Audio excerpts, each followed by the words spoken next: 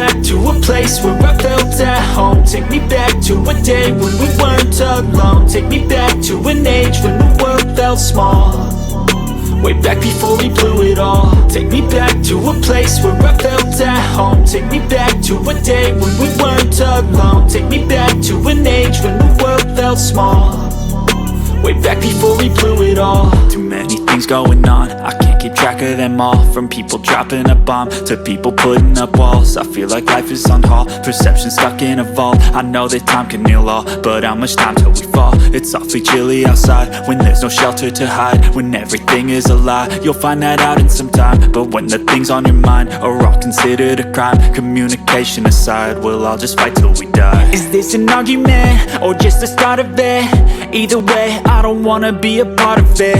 Can I just get some space? I don't have the heart for this. I can't be picking up the pieces, fixing scars from this. Is this an argument or just the start of it? I wanna drive away so I can be so far from it. I wanna find a place where no one breaks their promises, or maybe drown myself in something that is bottomless. Take me back to a place where I felt at home. Take me back to a day when we weren't alone. Take me back to an age when the world felt small, way back before we blew